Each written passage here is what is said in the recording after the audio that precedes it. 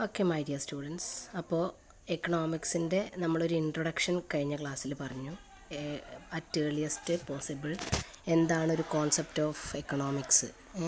Scarcity of റിസോഴ്സസും unlimited വാണ്ട്സുമാണ് economics എന്ന പോയിൻ്റ്, അല്ലെങ്കിൽ എക്കണോമിക്സ് എന്ന ഒരു സബ്ജക്റ്റിൻ്റെ ഫൗണ്ടേഷൻ സ്റ്റോൺ എന്നാണ് ഒരു ഇൻട്രൊഡക്ഷനിൽ നമ്മൾ പറഞ്ഞത്. അതുപോലെ തന്നെ ഹ്യൂമൻ ബീയിങ്സിൻ്റെ വാണ്ട്സ് അൺലിമിറ്റഡ് ആണ്.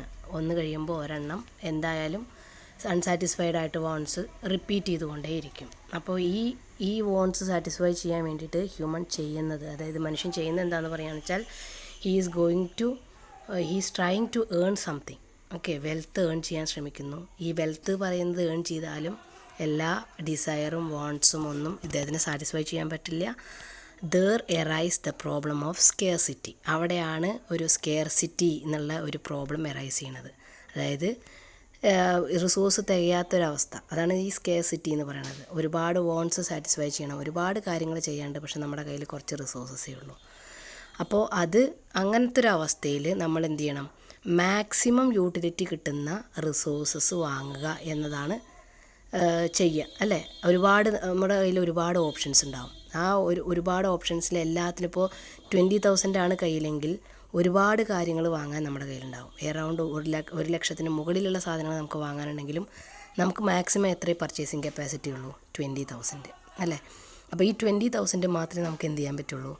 സ്പെൻഡ് ചെയ്യാൻ പറ്റുള്ളൂ. ഈ 20,000 ഉള്ളിൽ വരുന്ന വാണ്ട്സും ഡിസയറും മാത്രമേ നമുക്ക് സാറ്റിസ്ഫൈ ചെയ്യാൻ പറ്റുള്ളൂ.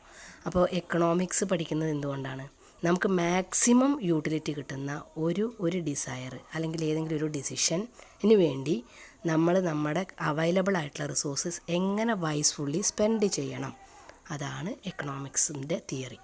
ഓക്കെ, അപ്പോൾ നമുക്ക് നോക്കൂ, എക്കണോമിക്സ് എന്ന് പറഞ്ഞു കഴിഞ്ഞാൽ ഒരു ഡെഫിനിഷൻ എന്തായാലും മസ്റ്റായിട്ട് നമ്മൾ പഠിക്കണം എക്കണോമിക്സിൻ്റെ. ഓക്കെ, അപ്പോൾ എക്കണോമിക്സിൻ്റെ ആദ്യത്തെ സ്ലൈഡ് നോക്കുക. Economics is A social science. Economics പറയുന്ന ഒരു സോഷ്യൽ സയൻസാണ്, ഒരു സാമൂഹ്യ ശാസ്ത്രമാണ്. കാരണം എന്താണ്? ഹ്യൂമൻ ബീയിങ്സുമായി റിലേറ്റഡ് ആണ്. എന്തുകൊണ്ടാണ് അത് സോഷ്യൽ സയൻസ് എന്ന് പറയാൻ കാരണം? It is so called because it studies problem of mankind and society in a scientific viewpoint. അതായത് ശാസ്ത്രീയമായി ഹ്യൂമൻ ബീയിങ്സിൻ്റെ അല്ലെങ്കിൽ സൊസൈറ്റിയുടെ പ്രോബ്ലംസ് കാണാൻ ശ്രമിക്കുന്നുണ്ട് എക്കണോമിക്സ്. അവരുടെ പ്രോബ്ലം എന്താണ്? അപ്പോൾ ആ പ്രോബ്ലം സാറ്റിസ്ഫൈ ചെയ്യണമെങ്കിൽ എന്ത് ചെയ്യണം? നമ്മൾ അറ്റ്മോസ്റ്റ് കെയർ കൊടുത്തുകൊണ്ട് നമ്മൾ ഡിസിഷൻ എടുക്കേണ്ടി വരും. ഓക്കെ, അപ്പോൾ എക്കണോമിക്സ് സോഷ്യൽ സയൻസാന്ന് പറയാൻ കാരണം സൊസൈറ്റിയുടെയും ഹ്യൂമൻ ബീയിങ്സിൻ്റെയും എല്ലാം പ്രോബ്ലംസ് സാറ്റിസ്ഫൈ ചെയ്യാൻ അല്ലെങ്കിൽ പ്രോബ്ലംസ് സ്റ്റഡി ചെയ്യുന്നുണ്ട് economics. Okay, according to George Bernard Shaw, economics is the art of making the most of life. George Bernard Shaw പറയുന്നുണ്ട്, എക്കണോമിക്സ് എന്ന് പറഞ്ഞു കഴിഞ്ഞാൽ അതൊരു ആർട്ടാണ്. അതായത് ആർട്ടാണ് പറഞ്ഞു കഴിഞ്ഞാൽ നമ്മൾ ഇപ്പോൾ 20,000 സാലറി ഉള്ള ഒരാൾ 1 കോടിയുടെ ഒരു വീട് വെക്കണം എന്ന് പറഞ്ഞു കഴിഞ്ഞാൽ സാധ്യമാവും, പക്ഷെ അത് പ്രോപ്പർലി അയാളുടെ ഫിനാൻസ് പ്ലാൻ ചെയ്യേണ്ടി വരും. ഓക്കെ, അപ്പോൾ അത് ഒരു ആർട്ടാണ്, അതൊരു കലയാണ്. നമ്മൾ അറ്റ്മോസ്റ്റ് കെയർ കൊടുത്തുകൊണ്ട് നമ്മുടെ ലൈഫിലെ മോസ്റ്റ് കെയർ കൊടുത്തുകൊണ്ട് നമ്മുടെ അവൈലബിൾ റിസോഴ്സസ് സ്പെൻഡ് ചെയ്യുന്നത്. ഓക്കെ, പിന്നെ professor Samuel called economics as the queen of social science. എല്ലാ സാമൂഹ്യ ശാസ്ത്രത്തിൻ്റെയും ക്വീൻ എന്ന് പറയുന്നത് ഈ പറഞ്ഞ എക്കണോമിക്സ് ആണെന്നാണ് പ്രൊഫസർ സാമുവൽസൻ്റെ ഒരു കാഴ്ചപ്പാടിൽ പറയുന്നത്.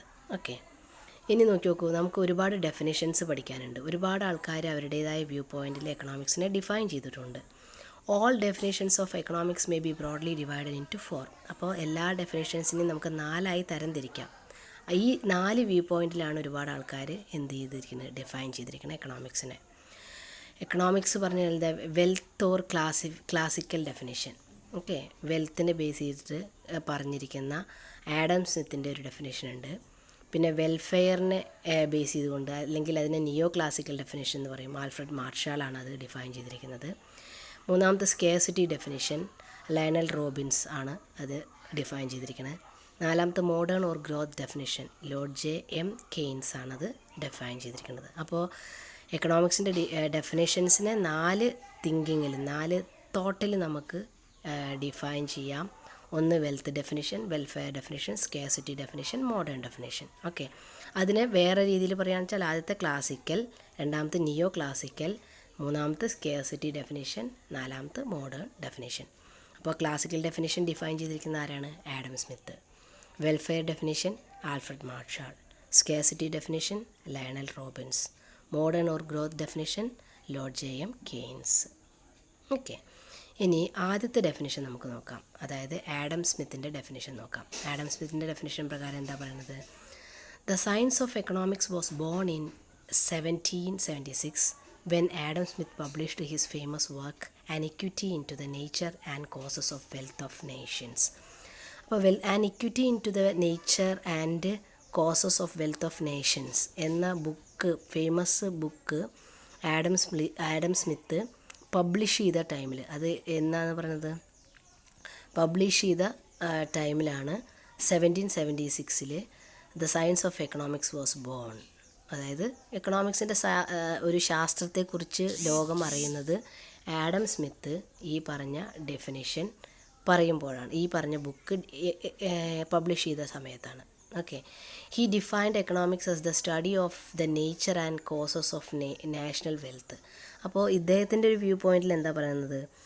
Economics as the study of the nature and causes of national wealth. അതായത് നമ്മുടെ നാഷണൽ വെൽത്തിൻ്റെ നേച്ചർ എന്താണ്, അത് സംഭവിക്കാനുള്ള കാരണങ്ങൾ എന്താണ്, അതിനെക്കുറിച്ചുള്ളൊരു സ്റ്റഡിയാണ് ഈ എക്കണോമിക്സ് എന്നാണ് ആഡം സ്മിത്ത് പറയുന്നത്.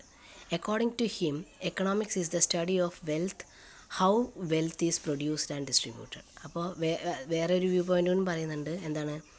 എങ്ങനെ economics is the study of wealth, അതായത് സാമ്പത്തിക ശാസ്ത്രമാണ്, ഈ സമ്പത്തിനെ കുറിച്ചുള്ളൊരു സ്റ്റഡിയാണ് economics. And how is produced and distributed, അതെങ്ങനെയാണ് ജനറേറ്റ് ചെയ്യുന്നത്, വെൽത്ത് എങ്ങനെയാണ് ജനറേറ്റ് ചെയ്യുന്നത്, അതെങ്ങനെയാണ് ഡിസ്ട്രിബ്യൂട്ട് ചെയ്യുന്നത് എന്നതിനെക്കുറിച്ചുള്ള സ്റ്റഡിയാണ് എക്കണോമിക്സ് എന്നാണ് പറയുന്നത്. Okay, he is considered to be the father of economics. അപ്പോൾ ആഡം സ്മിത്ത് ആണ് എക്കണോമിക്സിൻ്റെ father. Okay, his definition is popularly known as wealth definition. അദ്ദേഹത്തിൻ്റെ ഡെഫിനേഷനെ പോപ്പുലർലി പറയുന്നത് എന്താണ്? വെൽത്ത് ഡെഫിനിഷൻ അഥവാ ക്ലാസിക്കൽ ഡെഫിനിഷൻ എന്നാണ്.